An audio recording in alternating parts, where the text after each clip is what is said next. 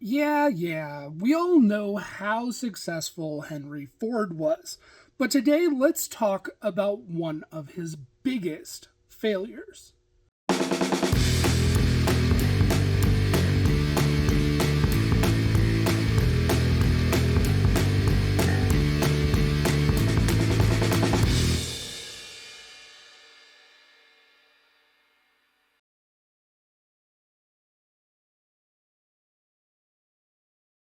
And to tell this story, we should, start at the beginning. So, to kind of understand how Ford got into this mess in the very first place, you have to kind of understand where he was coming from, in that since about 1914, after his split from the Dodge brothers, he really wanted to bring his entire supply chain in-house. So that meant that he would no longer be subject to the incremental changes of the market or the choking of the market in order for him to meet production. For example, a Model T took approximately 100 square board feet of wood to produce. So when the market for wood would increase or the supply would drop, the production line would slow down. So Henry's way of getting around this was to buy his own forest and bring that wood in-house so that he was no longer subject to what was going on within the market. One such commodity that was a constant thorn in Ford's side was rubber. And in the early 20th century, understand why this particular product was such a pain for the automotive industry to deal with. There was essentially a monopoly going on at the time. In the early 20th century, the Netherlands and England had dominance over the rubber industry with plantations in the East Indies. Although the rubber tree is native to the Amazon, 70,000 saplings were taken by Henry Wickham of England in 1876 for cultivation in the East Indies. This essentially robbed Brazil of being the #1 exporter of rubber in the world market. Dominance of Eastern rubber over the world supply became even more evident with the Britain-Stevenson Plan of 1922. Plan attempted to try and bring the price of rubber up way higher than the price of production. Because 3/4 of the rubber that was imported into the U.S. was used by the auto industry, the U.S. government and the private sector were starting to look at other places where they could possibly obtain or set up a plantation in order to bypass the incredibly high prices that the British were setting. Obviously, Henry Ford was one of the biggest players within the private sector that was looking for another place to set up a rubber plantation, heavily influenced by the 1923 U.S. government survey stating that the Amazon, who knew the place where the plant literally came from, was an ideal location for a rubber plantation. Henry Ford commissioned his own survey of the, please don't come for me, I've only seen this written down, Tapajós River Valley in 1926. July 21st, 1927, Henry Ford was given a commission of land by the Brazilian government that equaled about 2.5 million acres along the Tapajós River. It was a stipulation that Henry Ford would pay 7% of his annual gross to the Brazilian government, with an additional 2% being sent out to municipalities in the area after 12 years. The plan that was presented to the Brazilian government stated that under full cultivation, the plantation would produce enough rubber to supply roughly about 2 million automobiles per year. August of 1927, a steamer by the name of Lake Ormoc, pulling a barge with enough supplies to set up a settlement, left harbor for the Amazon rainforest. The original settlement consisted of tractors, prefabricated houses, a sawmill, food, hospital equipment, ice-making machinery, a powerhouse, railroad equipment, and more. Danish sea captain who led the expedition by the name of Einard Oxholm was the one that became the first manager of the plantation. It should be said at this point that he had no agricultural experience. So, what could possibly go wrong, right? The first order of business was to clear the jungle in order to erect the new buildings. Local Portuguese Indians were hired to do much of the work, and the small settlement of Boa Vista, later named Fordlandia, had begun. Interest throughout Brazil was high in Ford's new plantation.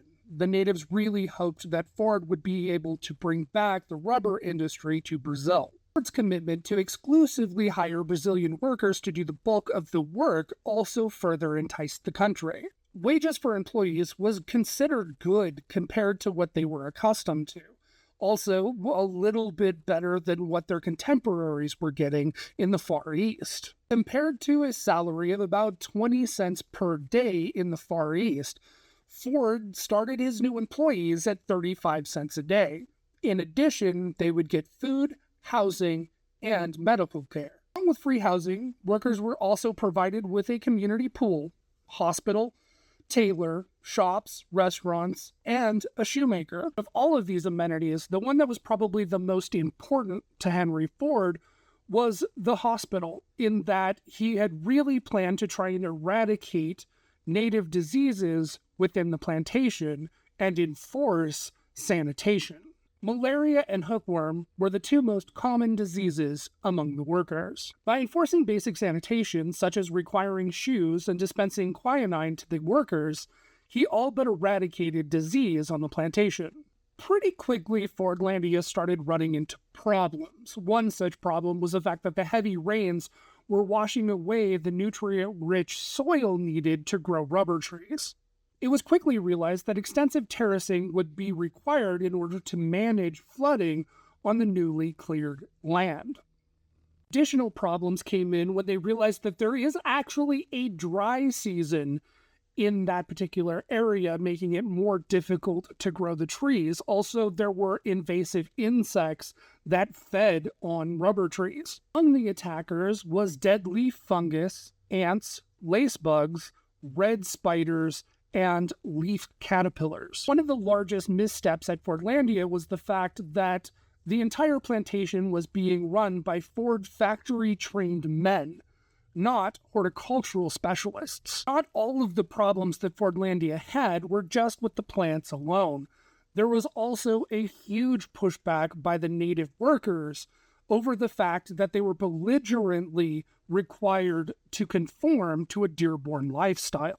This included being fed a Midwest-style diet that was provided to them for free by Ford Motor Company. They were also forced to participate in town events, such as square dancing and, oh God, you can see where this is going to be a problem, poetry reads. There's also the fact that the housing was really kind of set up like a Dearborn neighborhood. It was very USA in the way that it was set up. So the natives were really kind of uncomfortable with the housing and how different it was from anything that they were accustomed to. So the work hours that they were given were completely different than anything that the natives were accustomed to. In their culture, they work early in the morning to sort of noon, stop, have a certain amount of time, and then pick up and start working again towards sunset into nighttime, where Ford Motor Company wanted them to come in and basically work a set 8 to 5 schedule, and it was just very different from anything that they were used to. Because of these lifestyle changes that were really kind of required by the company, there was a great deal of turnover at the plantation. Now, luckily, because of the wages, the free food, the free housing, and the free healthcare, there was a great deal of attractiveness to bring in new employees, but they usually worked for a short amount of time and then left the company. Now, because of a lot of these cultural differences, it didn't always end well, and that resulted in a number of riots among the workers. And one such riot happened where the workers were really sort of unhappy and fed up with the quality of food and the fact that they were being served sort of cafe style. You had to line up and you had to pull your own food off of the line and then go sit down and eat, which is generally pretty normal within a U.S. sort of cafeteria style setup. It's not that big a deal, but for their culture, they were used to, you come in, you sit at a table, and you are waited on. And because of that difference, they found it very insulting that they had to kind of go and get their own food. So this resulted in a riot where the workers actually went, grabbed machetes, and absolutely destroyed the cafeteria. It was so bad that the U.S. workers actually fled to a boat and were off of the shore, just sort of waiting for the riot to end while the workers pretty much destroyed the entire cafeteria. And they were really kind of worried for their lives. So luckily, it kind of calmed down to a point where they could come to shore and get things back under control. But yeah, they fled for their lives because of how bad this particular riot got. Second major incident at Fordlandia happened when Ford Motor Company started hiring people from Barbados to do much of the jobs on the plantation. It was also sort of rising tensions that these people were taking a lot of local jobs away. So there was already this sort of animosity towards the people that were being brought in from Barbados. It really kind of came to a head when at some point the Brazilians found out that the people from Barbados were being paid slightly more for being and doing the same jobs, which resulted in a huge riot that ended up with a West Indian stabbed and a number of Brazilians injured. After this riot, Ford essentially released a statement that no more people from Barbados were allowed to be hired at Fordlandia. Not all of the problems were happening in Brazil. Ford himself was getting a great deal of flack from critics that wanted more information about the Fordlandia project that was rather kept sort of tight-lipped. And so they weren't really getting a lot of information, and a lot of critics were pushing back at the fact that the amount of investment into this particular project made it almost impossible for the plantation to become financially viable. So Ford Motor Company was having a great deal of problem with journalists that were really over-exaggerating because of the lack of information, the conditions that were going on at the plantation, and the events that sort of were conspiring at the time.